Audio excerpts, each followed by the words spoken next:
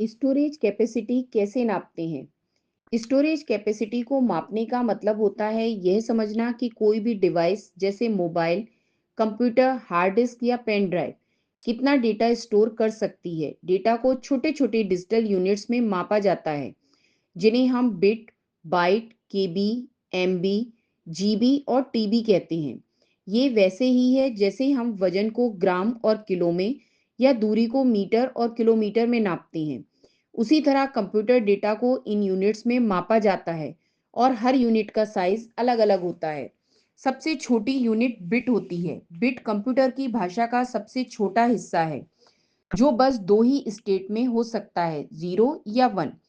Computer इन्हीं 0 और 1 की मदद से सब कुछ समझता और प्रोसेस करता है।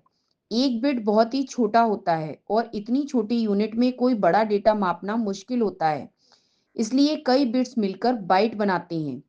एक बाइट में 8 बिट्स होते हैं और यही बाइट कंप्यूटर में किसी छोटे चरित्र जैसे एक अक्षर, एक नंबर या किसी खास प्रतीक को स्टोर करने के लिए इस्तेमाल होता है।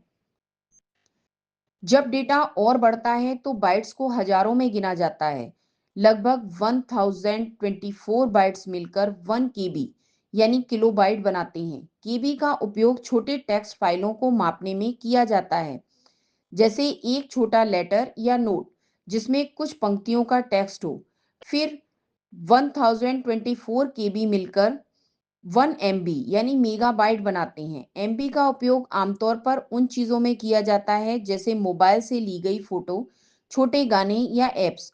एक फोटो लगभग 2 से 5 एमबी की हो सकती है और एक गाना लगभग 4 या 5 एमबी का हो सकता है।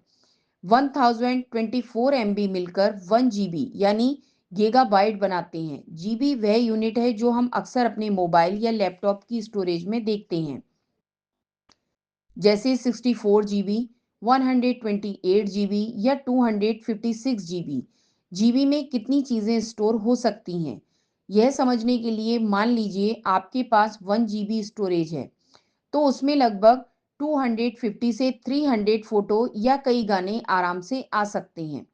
इसी तरह जब डेटा बहुत ज़्यादा होता है, जैसे हार्ड डिस्क या क्लाउड स्टोरेज, तब हम टीबी यानी टेराबाइट का इस्तेमाल करते हैं।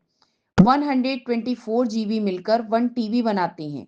1 टीबी में आप लाखों फोटो, हजारों गाने, फिल्मों का बड़ा कलेक्शन या बहुत बड़े प्रोजेक्ट्स स्टोर कर सकते हैं। सारांश यह है कि जैसे जैसे यूनिट बड़ी होती जाती है, वह ज्यादा डेटा स्टोर कर सकती है। बिट सबसे छोटी यूनिट है, फिर बाइट, फिर केबी, फिर एमबी, फिर जीबी और सबसे बड़े स्टोरेज के लिए टीबी का उपयोग होता है। ये यूनिट्स हमें यह समझने में मदद करती हैं कि हमारा डिवाइस कितना डेटा संभाल सकता है और फाइलें कितनी जगह लेंगी। इस तरह स्टोरेज कैपेसिटी को मापने का पूरा सिस्टम एक सीढ़ी की तरह है, जिसमें छोटी से बड़ी यूनिट तक हर स्टेप डेटा को समझने और मापने में मदद करता है।